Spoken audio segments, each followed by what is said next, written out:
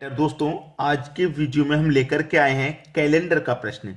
लेकिन ये जो प्रश्न है आपको जानना बहुत जरूरी है, क्योंकि बहुत अच्छी जानकारी यहाँ पर दी गई है और ये जानकारी सभी को मालूम होनी चाहिए। स्टार्ट करते हैं। यहाँ पर लिखा हुआ है लीप ईयर। लीप ईयर का जो भी कैलेंडर होगा वो 28 साल के बाद रिपीट होगा।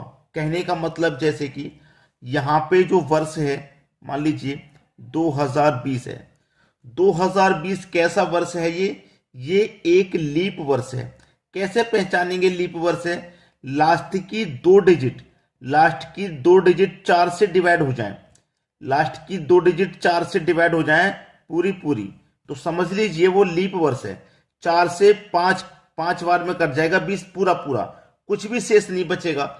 इसका मतलब ये लीप वर्ष है। ठीक है, तो जो 2020 का कैलेंडर होगा वो कब रिपीट होगा? 28 साल के बाद। यानी कि 2020 का जो कैलेंडर है वो 28 साल के बाद रिपीट होगा। यानी कि 2048 का कैलेंडर वैसा ही होगा जैसा 2020 का था।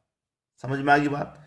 अब यहां पे लीप ईयर में +1, अगर लीप ईयर में एक जोड़ा हुआ होगा तो वो कैलेंडर 6 साल के बाद। जैसे कि 2020 तो एक लीप वर्ष है, लेकिन 2021 की अगर हम बात करते हैं तो 2020 लीप है, 2021 में एक साल ही तो अधिक है लीप वर्ष से। यहां पर समझ लीजिए 2020 हमारे लीप वर्ष, और ये क्या है? 2020 में एक प्लस हो रहा तभी तो 2021 है। तो लीप वर्ष में एक प्लस होगा तो वो कैलेंडर 6 साल के बाद रिपीट होगा। ठीक है, 6 साल के बाद। तो हमारे लीप वर्ष में एक ही तो प्लस हो रहा है, 2020 लीप वर्ष है, उसमें एक प्लस हो रहा है। तो ये जो कैलेंडर है वो 6 साल के बाद रिपीट होगा। यानी कि 2021 का जो कैलेंडर है 6 साल के बाद रिपीट होगा। तो 2020 में क्या करेंगे, वो 2021 में क्या करेंगे? 6 जोड़ देंगे। ठीक है, यानी कि 2027 का कैलेंडर बिल्कुल वैसा ही होगा जैसा 2021 का कैलेंडर था। यहां देखिए लीप ईयर +2 या 3। यहां पे याद रखिए, चाहे तो लीप वर्ष से 2 अधिक हो चाहे 3 अधिक हो, वो कैलेंडर 11 साल के बाद रिपीट होगा। जैसे कि मान लीजिए 2023 है, तो 2023 क्या है? 2020 +3, चाहे 2 हो चाहे 3 प्लस हो। 2020 +3 यानी कि 3 अधिक है, तो ये जो कैलेंडर है 2023 का ये 11 साल के बाद रिपीट होगा। तो 2023 में क्या कर देंगे आप? 11 जोड़ देंगे। तो कब रिपीट होगा भैया? 11 जोड़ने के बाद 2034 में रिपीट होगा वही कैलेंडर जो 2023 का था, वो कैलेंडर आपका 2034 का होगा। समझ में आ गई बात? अब देखिए इसके आधार पर प्रश्न कैसे आते हैं वो प्रश्न सीख लेते हैं। ठीक है, चलिए अब देखते हैं प्रश्न। प्रश्न है आपका, वर्ष 1992 का कैलेंडर निम्न में से कौन से वर्ष के लिए समान होगा? 1992 कैसा वर्ष है आप चेक कर सकते हैं। कैसे चेक करेंगे? 4 से डिवाइड करके। अगर 4 से पूरा पूरा कट गया तो समझ लीजिए लीप वर्ष है। चलिए 4 से कटाऊंगा, 4 दूनी का 8, एक बचेगा 12, 4 तिरिक का 12, यानी कि 23 बार में पूरा पूरा कट गया, कुछ भी शेष नहीं बचा, पूरा कट गया। जब पूरा कट गया तो इसका मतलब क्या है कि 1992 एक लीप वर्ष है। और लीप वर्ष का जो कैलेंडर है कितने साल के बाद रिपीट होता है? मैंने बताया था 28 साल के बाद रिपीट होता है। तो 1992 का कैलेंडर निम्न में से कौन से वर्ष के लिए समान होगा? जैसा 1992 का है कैलेंडर, ऐसा ही कैलेंडर कब होगा? 28 साल के बाद। तो 1992 में आप 28 जोड़ देंगे। 1992 में जब आप 28 जोड़ देंगे तो कितना हो जाएगा? 1992 में 28 जोड़ने के बाद जोड़ दीजिए इसमें 28।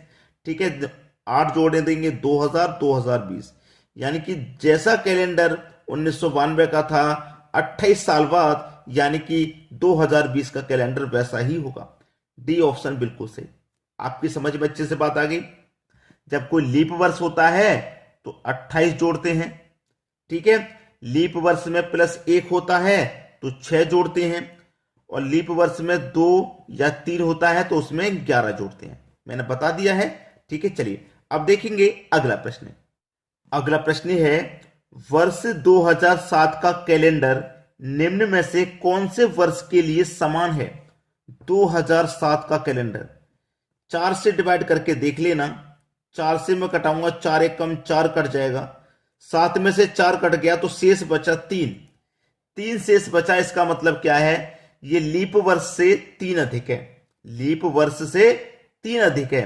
तो देखिए 2007 में से आप 3 को माइनस कर दीजिए तो कितना बचेगा, 2004, यानी कि 2004 हमारी एक लीप वर्ष है और ये कितना अधिक है, 3 अधिक है। तो 2004 में हम 3 जोड़ देंगे तो 2007 ही हो जाएगा, ये हो जाएगा कि नहीं।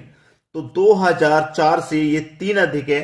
तो मैं आपको बता चुका हूं कि अगर 1 अधिक रहेगा तो 6 साल बाद रिपीट होगा कैलेंडर, अगर 2 या 3 अधिक होगा तो 11 साल के बाद होगा रिपीट कैलेंडर, अगर लीप वर्ष होगा तो 28 साल के बाद रिपीट होगा कैलेंडर। आपको अच्छे से पता है, ठीक है। तो ये लीप वर्ष से 3 अधिक है, जब 3 अधिक है तो 11 साल बाद कैलेंडर रिपीट होगा, ठीक है। तो 2007 में क्या करेंगे आप, 11 को जोड़ देंगे, 2007 में 11 जोड़ देंगे, ये हो जाएगा 2018, यानी कि जैसा कैलेंडर 2007 का था वैसा ही कैलेंडर 2018 का होगा, यानी कि डी ऑप्शन बिल्कुल सही जवाब। समझ में आ गया सभी को। चलिए अब देखेंगे अगला प्रश्न। अगला प्रश्न है, वर्ष 1965 का कैलेंडर निम्न में से कौन से वर्ष के लिए समान होगा। 1965 का कैलेंडर 4 से डिवाइड करके देख लीजिए कितना अधिक है लीप वर्ष से। 4 से कटाऊंगा, 4 एकम 4, 2 बचेगा 25, 4 छिंग 24, एक बचा, एक बचा शेष। मैं 2 डिजिट काट के देखी, उसमें से एक बचा। जब एक बचा है तो इसका मतलब कि लीप वर्ष से एक अधिक है, यानी कि 1965 में 1964 आपका एक लीप वर्ष है और 1965 दे रखा है, यानी कि लीप वर्ष से एक अधिक दे रखा है। एक अधिक दे रखा होता है तो बता चुका हूं, अगर एक अधिक है तो कैलेंडर 6 साल के बाद रिपीट होगा, ठीक है। अगर 2 अधिक है या फिर 3 अधिक है तो कैलेंडर 11 साल के बाद रिपीट होगा। अगर लीप वर्ष ही है तो 28 साल के बाद रिपीट होगा। अब यहाँ पे एक वर्ष अधिक है ना, तो 6 साल के बाद रिपीट हो जाएगा कैलेंडर। तो हमारे पास वर्ष 1965 है, ठीक है, 1965 का 6 साल के बाद रिपीट होगा कैलेंडर, तो 6 जोड़ दीजिए। 1965 में 6 जोड़ देंगे तो इसका मतलब 1971 में रिपीट होगा कैलेंडर। जो कैलेंडर 1965 का है वैसा ही कैलेंडर 1971 का होगा। ये आपका आंसर हुआ 1971, ठीक है, 1971 यानी कि सी ऑप्शन। चलिए अब देखेंगे आगे। अगला प्रश्न है, वर्ष 1506 का कैलेंडर निम्न में से कौन से वर्ष के लिए समान होगा। 1506 का कैलेंडर लास्ट की 2 डिजिट 4 से काट लेंगे तो कितनी बार जाएगा, 4 एकम 4, यानी कि 6 में से 4 ही कटेगा भाई, 6 में से 4 कटेगा तो 2 शेष बचेगा। इसका मतलब ये लीप वर्ष से 2 अधिक है, ठीक है, 2 अधिक है ना। तो देखिए 1506 में से 2 घटा दीजिए तो इसका मतलब 1504 लीप वर्ष है और ये दे रखा 1506, यानी कि लीप वर्ष से 2 अधिक दे रखा है 1506, 2 अधिक है लीप वर्ष से। जब एक अधिक होता है तो 6 साल के बाद रिपीट होता है कैलेंडर, जब 2 या 3 अधिक होता है तो 11 साल के बाद रिपीट होता है कैलेंडर, और जब लीप वर्ष ही होगा तो 28 साल के बाद रिपीट होगा कैलेंडर। अब ये लीप वर्ष से 2 अधिक है, 2 अधिक है तो कैलेंडर कितने समय बाद, 11 साल के बाद रिपीट होगा। तो हमारे पास कौन सा वर्ष है, 1506 है, ठीक है।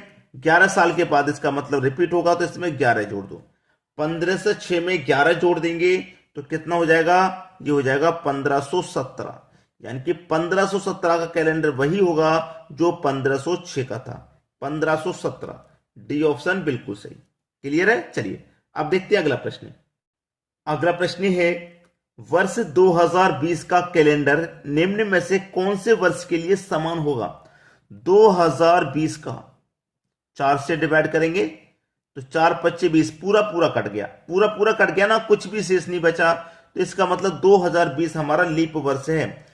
जब लीप वर्ष है तो कितने साल के बाद रिपीट होगा भाई, 28 साल के बाद रिपीट होगा। तो जो कैलेंडर 2020 का है वो 28 साल के बाद रिपीट होगा कैलेंडर, तो इसका मतलब 2048 का कैलेंडर 2020 के जैसा ही है, ठीक है, 2048 का, 2048 सी ऑप्शन बिल्कुल सही जवाब। चलिए अब देखेंगे अगला प्रश्न। अगला प्रश्न है, वर्ष 1889 का कैलेंडर निम्न में से कौन से वर्ष के लिए समान होगा। दोस्तों अच्छे से मैं बताता हुआ आ रहा हूं तो ये प्रश्न तो मैं आपको होमवर्क के लिए दे ही सकता हूं, क्योंकि अच्छे से क्लियर कर दिया गया है। इस प्रश्न में करने में आपको कोई समस्या नहीं आनी चाहिए। आप मुझे बताएंगे कि 1889 का जो कैलेंडर है, ऐसा ही कैलेंडर कौन से वर्ष का होगा। ठीक है, बताना आसान है। लीप वर्ष रहेगा तो 28 साल के बाद, लीप वर्ष में एक अधिक रहेगा तो 6 साल के बाद, और लीप वर्ष में 2 या 3 अधिक रहेगा तो 11 साल के बाद रिपीट होगा। आप बता सकते हैं। तो इसीलिए मैं होमवर्क के लिए दे रहा हूं छोटा सा क्वेश्चन। आप मुझे इसका आंसर जल्दी जल्दी फटाफट से कमेंट कर दीजिए। ठीक है दोस्तों, यहीं तक वीडियो था, समझ में आ गया। थैंक यू, धन्यवाद।